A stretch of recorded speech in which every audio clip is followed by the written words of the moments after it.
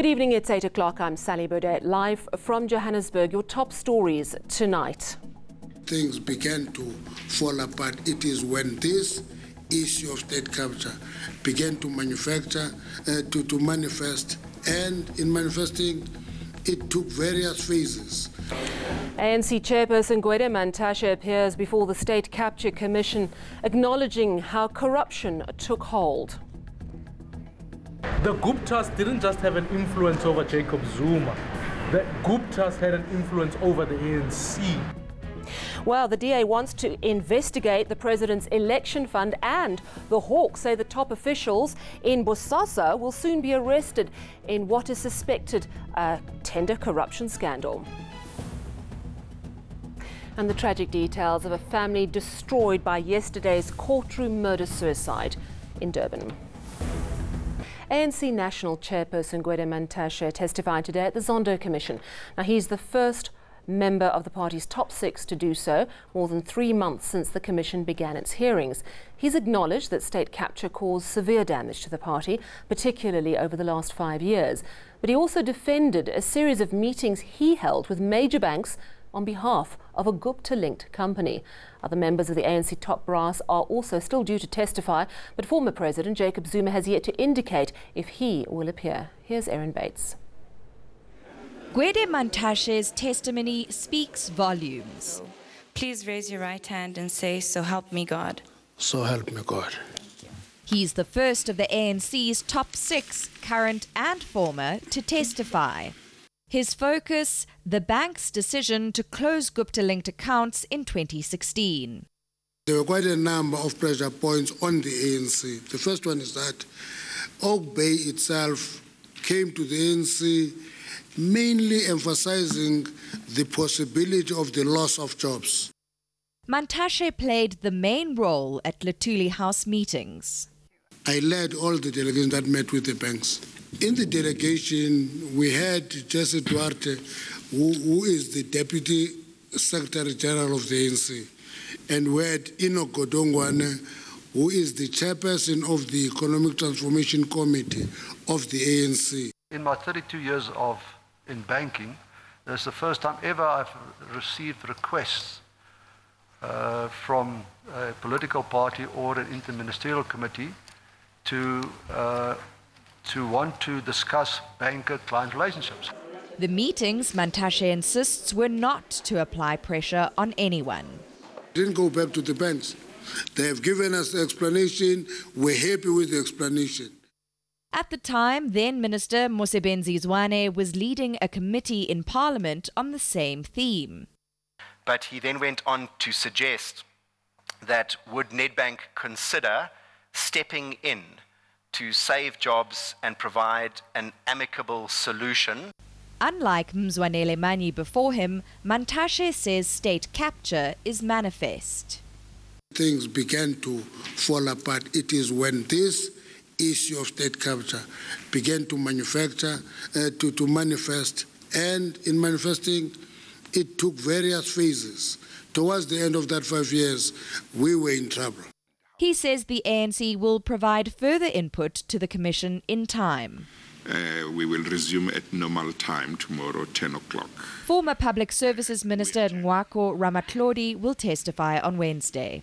Erin Bates, Johannesburg. The battle between the EFF and Pravin Gordhan is intensifying. Yesterday, the minister filed charges of criminal injury and defamation against Malema. Today, Malema laid 5 charges against the Public Enterprises Minister.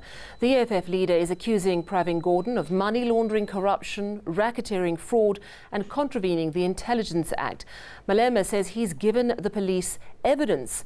Gordhan has described the EFF's move as the politics of distraction and an abuse of the criminal justice system. In a statement this afternoon, the minister refuted point by point the allegations levelled against him and his daughter by the EFF. Hawks head Godfrey Lebeya says high-level Bosasa officials will soon be arrested. The Special Investigating Unit believes the company bribed senior correctional services officials to win tenders worth over R1.5 billion. Annika Larson reports. The Bosasa group of companies, now known as African Global Operations, has received billions in state tenders from Home Affairs, the Department of Justice, Correctional Services, AXA, and its CEO, Gavin Watson, is alleged to have hosted 2 lavish birthday parties for former President Jacob Zuma. At this stage, we are almost complete. We have just finalized the negotiation with the auditor firm that needed additional funds for the work that was not foreseen at the time, but that has been sorted out. We expect that it will soon, very soon, be decided upon. It's understood there were 2 outstanding forensic reports, but the docket is now close to being finalized, and it's likely senior officials from Bosasa and Correctional Services will be subpoenaed to appear in court on charges of money laundering, corruption and fraud in January 2019. Anna Kalasen, Parliament. And questions tonight about President Cyril Ramaphosa's ANC election fund. Bosasa's CEO Gavin Watson recently admitted he donated R500,000 to that fund, and now the Democratic Alliance says the director of Ramaphosa's party election fund is linked to Gupta-affiliated company Trillion. DA leader Mmusi Maimane is calling for an independent inquiry into who donated to the fund, who managed it, and where their loyalties lie. The DA says Jeffrey Afriat, a director at law firm Edelstein, Faber and Grobler, who administered President Cyril Ramaphosa's trust account, served as one of 3 directors at Trillion Capital. Trillion is one of the companies at the center of state capture investigations and was controlled by the Gupta brothers. Mmusi Maimane has handed over this evidence to police for investigation. The Guptas didn't just have an influence over Jacob Zuma. The Guptas had an influence over the ANC. They, in fact, I would put it simply like this, the Guptas were the deployment committee of the ANC. But Afriat denies the claims, saying in a lawyer's letter that while he was a non-executive director at Trillion Capital Partners between March and November 2016 and rendered services to Trillion Capital Partners and affiliated companies, he played no role in any of the affairs of Trillion Capital Partners. The presidency says the explanation by Afriat's lawyers is sufficient and will not be commenting further. Now an update on Sunday. Our Durban reporting team was barred from covering a 16 days of activism launch. But today, Minister of Women in the presidency, Batebile Dlamini, says it was all a misunderstanding. Now she says she was told that our team was making threats to hijack her SABC interview. Our team never made such threats. Here's the minister now. I never bad at them. And I never even saw other things that happened. That is why I said, that is why we are already investigating the matter. The story behind yesterday's double murder suicide inside a Durban courtroom now. Dibuseng Chiliza was in court getting a divorce from her police officer husband, Pumlani Chiliza, when she and her brother were shot dead. Her ex-husband turned the gun on himself and he died last night in hospital. The couple leaves behind 2 young children. Sipa Mandla-Goge reports. The deceased lawyer, Wendy Cele, says her client never mentioned that she was in an abusive relationship. Things of violence were not mentioned in the summons, so I wouldn't know. But from the way she would talk about him, not going into detail, one could have drawn the inferences that he was indeed it was indeed a violent or toxic marriage, but she had never said anything. Cele says there could have been a security lapse when the alleged attacker entered the court armed. The alleged shooter's sister has described her late brother as a calm person. She accompanied him to court on the tragic day.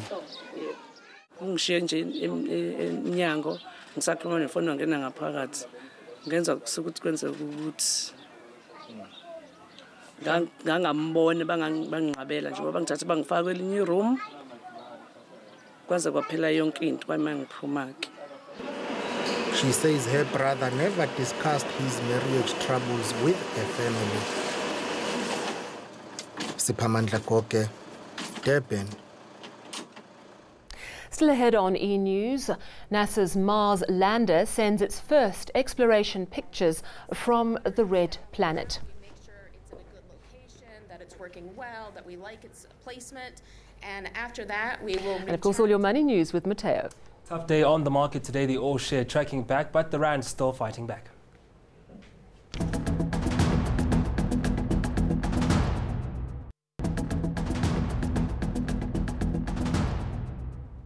Let's get all your money news now with Mateo. Hi there. Mateo, SAA in Parliament today telling Parliament that they need R3.5 billion. Now, is this over and above the 5 billion lifeline that was mentioned in Tito Mbowene's medium-term budget last month? Definitely. In fact, that 5 billion is already spent on debt, but they could face another shortfall in March next year to pay 3.5 billion rand. Now, why they're paying these is because some of their creditors have shortened their time to pay because they feel the company is not in a position to pay their money back. So even with those that are supplying some contracts for SAA, they're saying, you know what, we're giving you a 7-day period instead of a 21-day period to pay us back because you're not a company that looks to be solvent at the current moment. So the CEO, Chakhan, and the CFO have been looking for money from elsewhere in the market commercially from banks, but Pravin Gordhan, the Minister of Public Enterprise, is saying that the banks are not as friendly as they used to be. So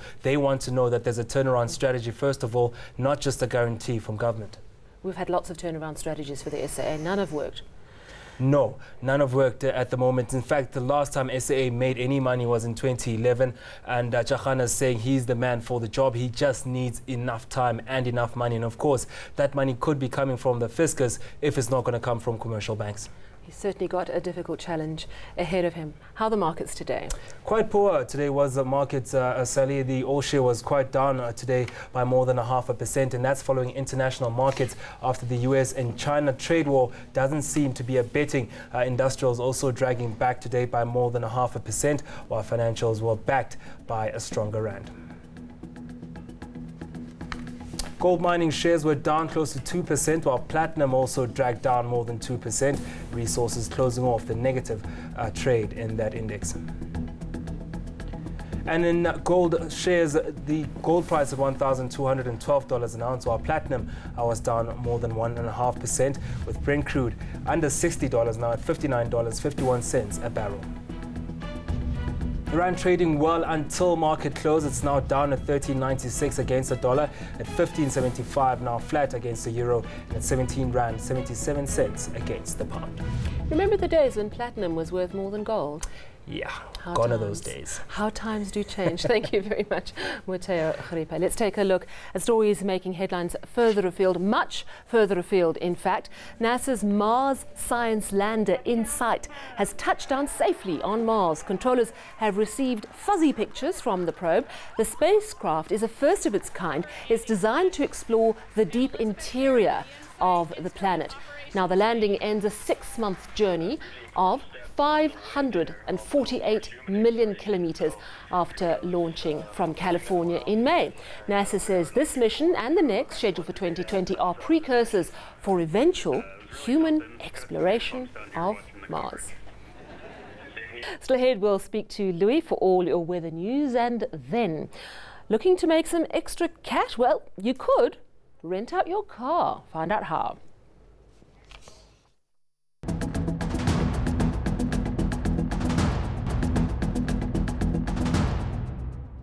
We're heading into the middle of the week tomorrow. Let's find out what the weather holds with Louis Fernandez in Cape Town. Evening, Louis. How's it looking?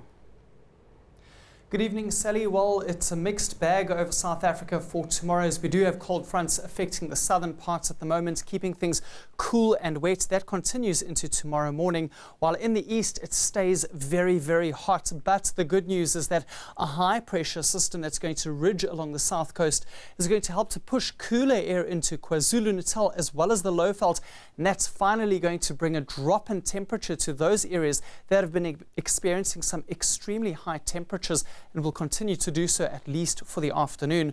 But in the Northern Cape, very chilly overnight, where it's going to be clear, temperatures dropping well into the single digits for some places.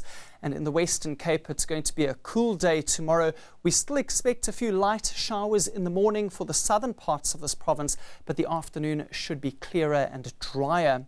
Similar conditions for the Eastern Cape, with morning light rain expected for some parts, but for Port Elizabeth there could still be a few showers passing over your area in the afternoon.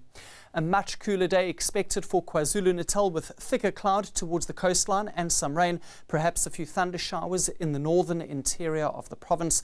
And for Mpumalanga, the day starts off very warm, but stormy conditions develop especially for the eastern parts later. That includes Bombela and a very hot Skukuza. Temperatures will climb into the 40s for the Lowveld of Limpopo, but that cooler air will come pushing through in the later afternoon and evening. And in the northwest, it's going to be a mostly dry day, but around Rustenburg, there's a very small chance for a few thunder showers. Dry and warm across the Free State, but cooler towards the south for Zastron. And finally for Gauteng, it's going to be a partly cloudy and dry afternoon, and it stays hot for your area. Let's take a look ahead to your conditions for Thursday, and we're going to continue seeing a few thunder showers in the northeast, while it will be a dry and warm day in the west. And on Friday, thunderstorms return to the central parts of the country, while temperatures continue to climb in the Western Cape. That's all from the Weather Centre. Sally, it's back to you. Thank you very much, Louis. And finally, it's like the Airbnb for cars, a new car rental concept that allows you to put some extra dosh in your pockets. Tanya Neff tries it out. Hi. Nina Mering heads up South Africa's first car-sharing platform, Rent My Ride. And all you need is your cell phone. A few simple clicks of a button on the site allows you to rent a car from private owners registered on the site countrywide. We base the business model on Snapcar and Turo, Snapcar being in Netherlands, Turo being in the States, multi-million-dollar and multi-million-euro companies. The company hopes that the ideal will spur on locals who have more month than money. Rent My Ride takes 30% of the rental and the owner takes 70%. It is obviously the owner's responsibility to declare his own tax, but it's hassle-free. Everything is done via our platform. All you have to do is drop off your car and collect your car, and you get paid end of the month. Besides adding a competitive edge to the conventional car rentals, regulars say it's the personal touch of interacting direct that makes this idea even more unique. Tanya Neff, Cape Town. Before we go, just a recap of your top story this evening. ANC chairperson Gwede Mantashe appears before the State Capture Commission and acknowledges how state capture took hold. From me and the team, it's a very good night.